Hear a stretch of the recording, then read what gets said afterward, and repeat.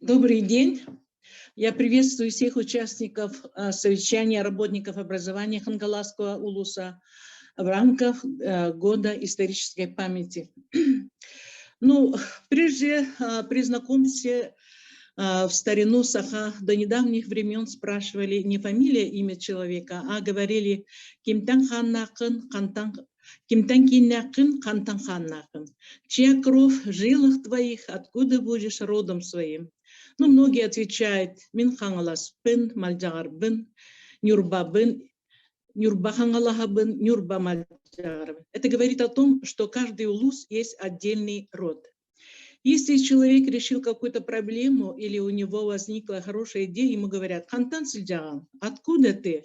Тем самым делает комплимент прежде всего его роду. Ну, прежде всего я тоже хочу сегодня представить перед участниками сегодняшнего совещания. Я тоже сама по специальности педагог, а свою педагогическую деятельность начинала с Хангаласского района.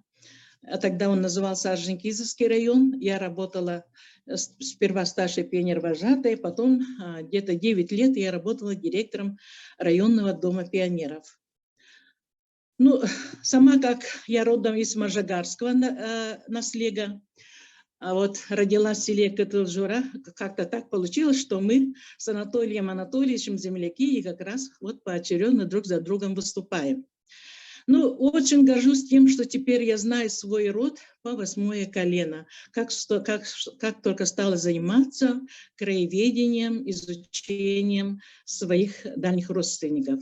Ну, мой род называет, как принято, Мальджагарджана, Мальджагардар, но еще было одно древнее название – Агдаклар. Ну, история этого этнонима очень богатая, интересная. И об этом сегодня после обеда на третьей секции расскажет Шадрина Галина Ефимовна.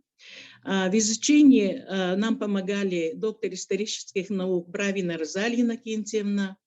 И какие-то советы нам давал сын Багдарина Сульбя, Нюргон Багдаринула. Так, ну теперь к своей теме, да? Опять же, продолжаю с маджагарцев. На рубеже 18-19 веков маджагарджона состояли из нескольких наследов, а в каждом наслеге 20 агаус, роды. Позже появился один маджагарский наслед в Алекминском улусе из 8 родов, также в Нюрбинском улусе. Был такой же маджагарский наслед в Восточно-Кангаласском улусе, но сейчас он исчез, но те жители, которые живут в Батара, они называют себя маджагарцами. Так, ну, хочу рассказать с той границы, да, с описания границы Кангаласского улуса, поскольку она очень отличалась от той границы, которая сейчас находится, так? Ну, территория Хангаласской земли охватывала две большие долины, которые мы все знаем, это Туймада и Эркяни. Две долины на правом берегу Самартай и Нерюктай. Ну, длина, можно так сказать, простиралась от Кангаласского мыса и в таежной части граничила далеко, брала какие-то там аласы, лесные чащи от Намского, Кабяйского улуса, от реки Сина до реки Марха Алекминского улуса. Граничила, если брать Нерюктайский наслед, то с Амгинской землей и с Алданским. Ну, с другой стороны, вот я хочу еще опять отступить и тоже рассказать о своей малой родине, что я думала, что моя малая родина – это Маджагарская земля, но со временем узнала, что устье реки Сина входит в Кангаласские земли. Об этом писали еще в 1676 году. Мазары Базеков, это внук Тыгина, да, Ноктонникин, Треков-Сюкаев. Они в своей человитной великому государю написали, что хотят взять Балтугу Тимирьева, вы которую, наверное, в основном учителя истории прекрасно знаете об этом человеке, да? Хотим взять на поруку в том, что им пред в ясачных властях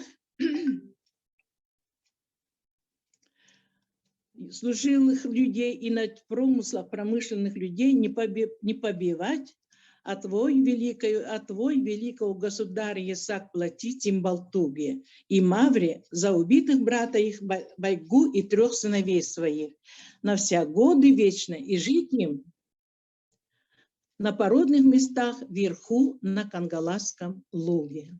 Так, извините, что тут у меня.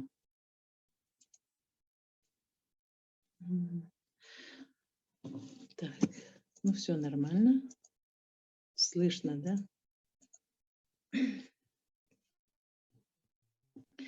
По всей вероятности, Балтуга в эти годы появился в своих породных местах. Это в Кангаласском улусе, когда освободили его с плена. Но он со своими братьями вскоре опять уехал, сошел на Вилюй. Но Балтуга Тимирей был из гурменского рода. Гурменский род располагался, как байдонские и ярканские роды, вдоль реки, в устье реки и вдоль реки Сина. Ну, теперь возникает такой вопрос, где могли жить в устье реки или вдоль реки Сина эти роды. По всей видимости, на левом берегу реки Сина располагались. От левого берега вниз по течению на расстоянии более 15 километров от села Синск находится Джархан-Артыга. Ну, это значит Джархан-Артыга, это, если перевести, переход горной местности. В данном случае говорится как ворота основной дороги, по которой вот ярканцы, байдонцы, гурменцы шли на Вилюй и возвращались обратно в свои породные места, как мы уже там сказали, кангаласские землю. Ныне он известен как место, где находятся Петровские писаницы. Напротив этого Джархан-Артыга или Петровских ворот на реке Лена стоит большой остров Хатын-Аре. По фольклорным материалам старик Маджагар определил местом проживания для своего сына Агдагы один из островов устья реки Сина. Возможно, это был Хатын-Аре. Оттуда был слышен голос старшего сына Ятыр-Дурук, который, когда он собирал свой табун, по преданиям его голос слышали в Тойон-Аре. По архивным документам 18 века там жила и до советских времен большая группа якутских семей из наследия князцов Шадриных. Ну, князь Бардон,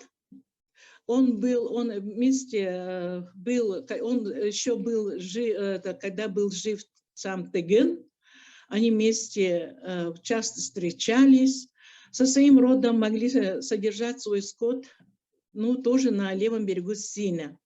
Ну, вот совершенно недавно в ведомостях наследия Ильи Шадрина 1785 года обнаружила речку под названием Бодой. Ну, это название, такое название усердно искали сунтарские краеведы в архивных документах Национального архива, но они полагали и выходили ко мне, спрашивали, есть ли у вас такой остров с названием Бодой. Ну, тогда и старожилы многие не знали, вообще все позабыли. Ну, вот в документах 1785 года написано, что есть речка Бодой.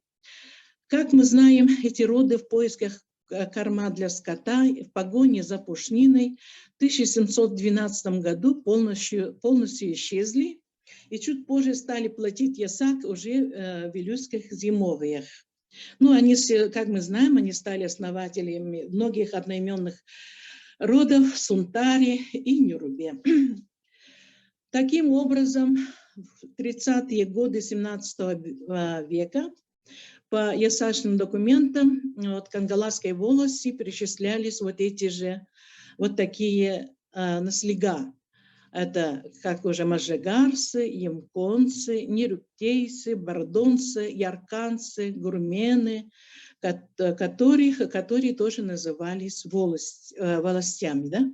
К концу 17 века появляются новые агауз, родовые племена. Так мажагарское в документах значится уже 3 рода. Это Бачонка Мандуганов, Комусяк Мандуганов и Бичик Откураев. Ну, бардонские изначально были записаны 3 рода.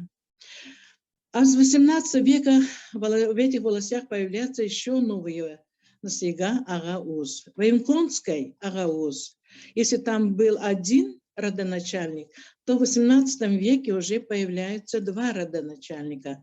Это Митрейка Одуров, сын Эрчида, внук Тюлях, и родоначальник Дивунейка Тюсергин.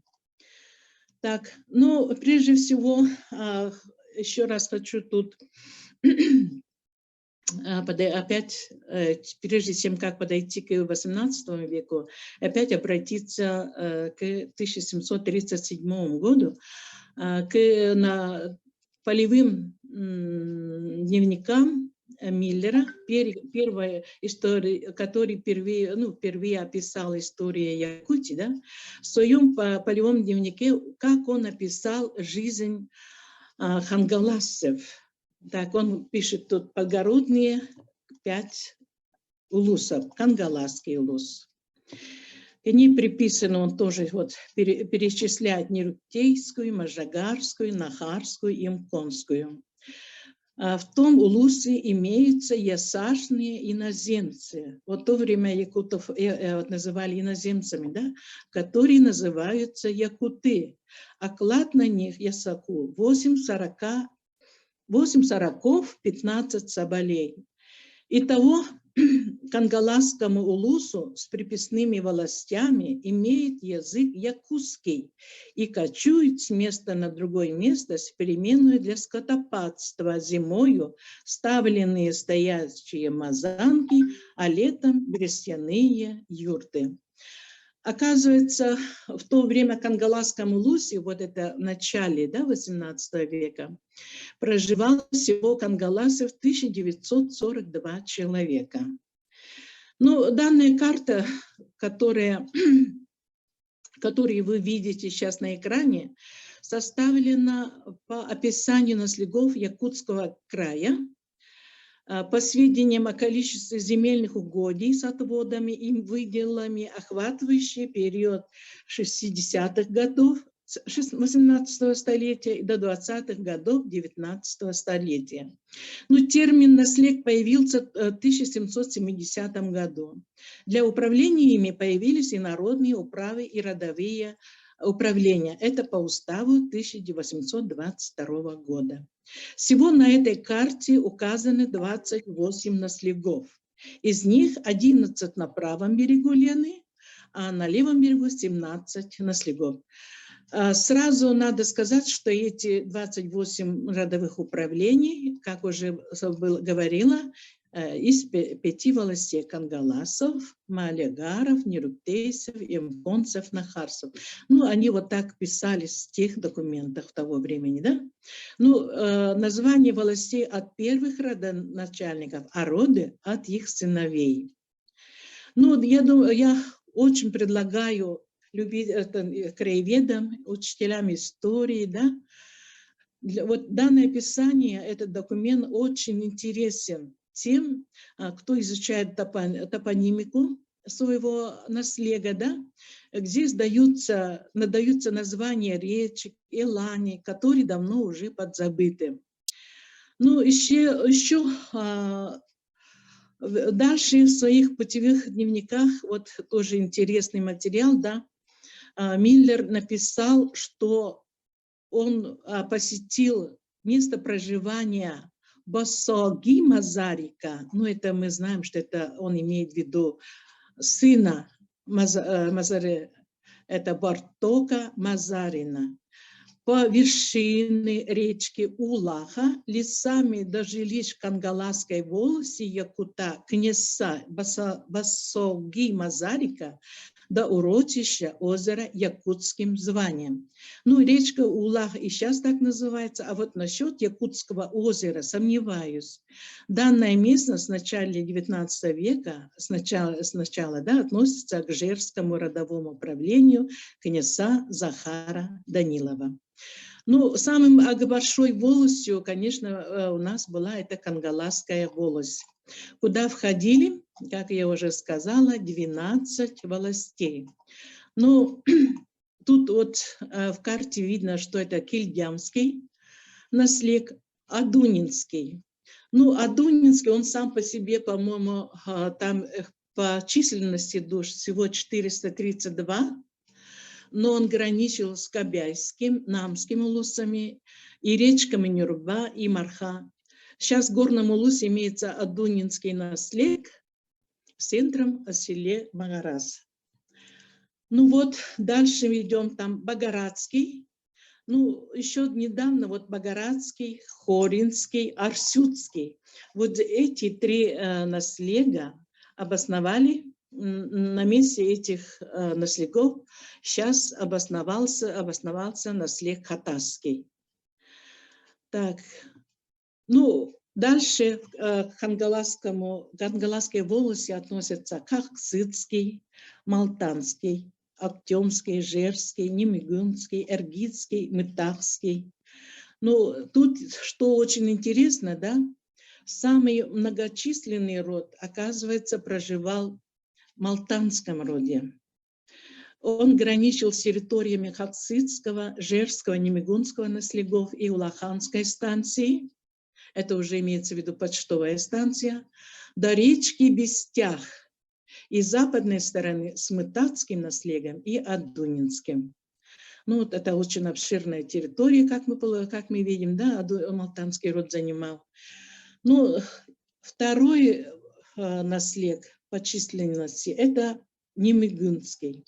Данный наслег имел тогда как границу, ну, как бы сказать, такую извилистую, если можно так сказать, от границы территории Жерского наслега через селение Малтанского наслега в его владение записаны устья реки Сасабыт, это Бестях, да, мы знаем, речка Хайыргаз, это уже через Маржигарские селения, вот так он, Немигунский наслег, лежал, да, извилистый такой имел. Ну, возможно, это было связано с родственными связями Саввы Кириллина с Илья Шадриным. Как раз в это время, ну, в этот самый период Илья Шадрин тоже был князцом пятого Машигарского наслега.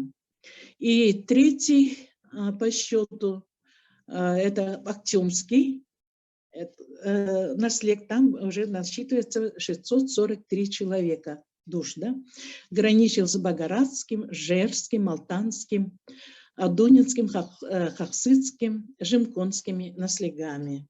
Ну, следующее – это Нерптейская волость, куда входили Дагдагинский улус, это территория наслегов Нерптейской волости, сейчас вот территория доходила до местности Тюнгюлю, Табага, Суола и село Мая, там Петровка, да, Аптагайского, Харанского, Нерптейского и Тыллы-Минского.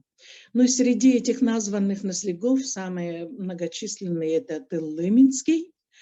Он лежал рядом с Жимконским наслегом, граничил вот с Нерптейским, Нахарским и Хаптагайским, и вот, как я уже сказала, Жимконским наслегом.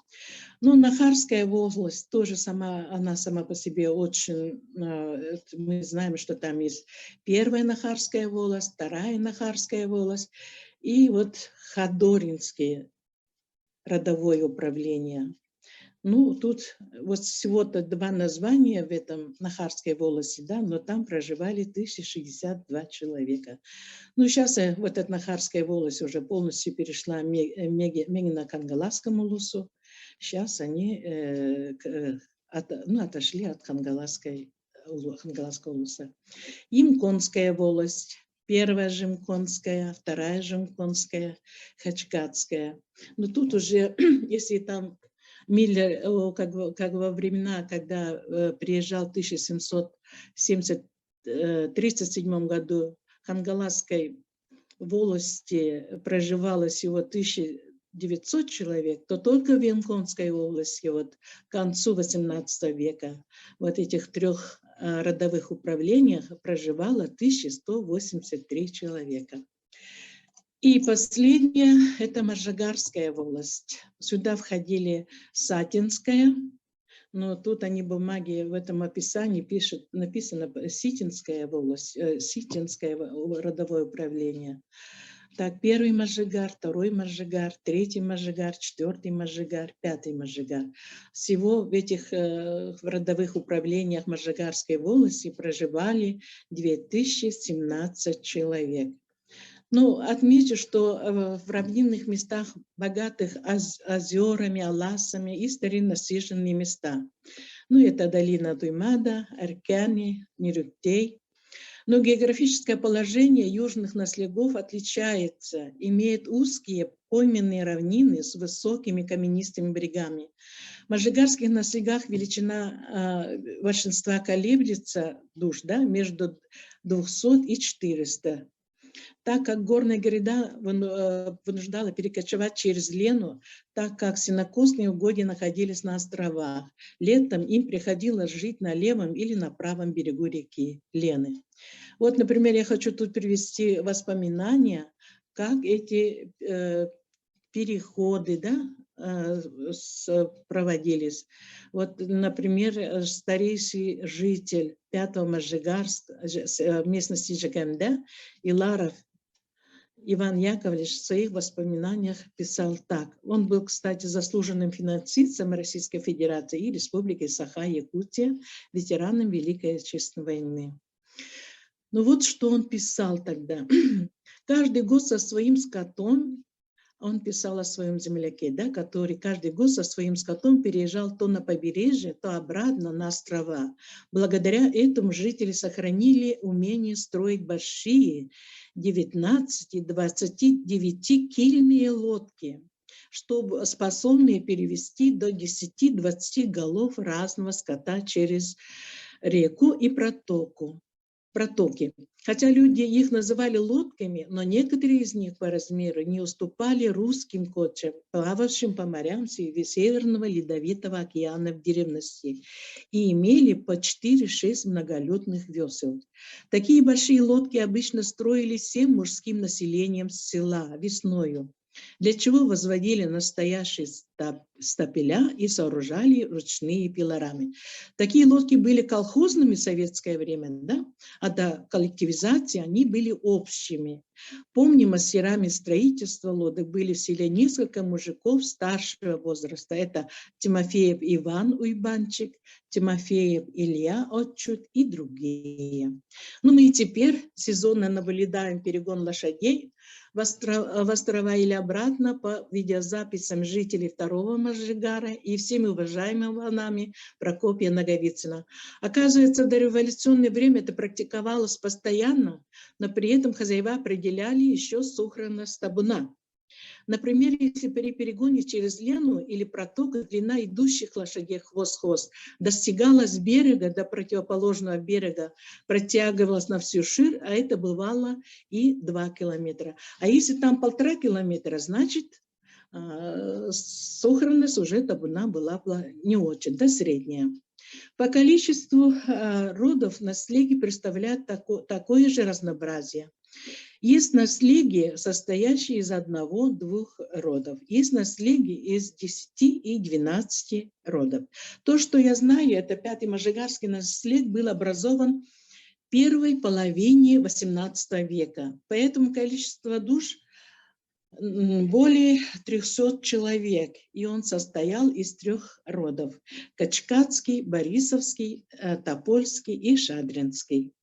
Ну, Качкатский род, это, как пишут наш краевед известный, да, Гордеев, он написал, что это туда перешли в Нахорой люди из качкатского наслега. Ну вот, а последние годы выходит очень много книг по истории наследов Кангаласского улуса, и хотелось бы пожелать в будущем, чтобы на разных площадках почаще встречаться любителям старины, краеведам, историкам.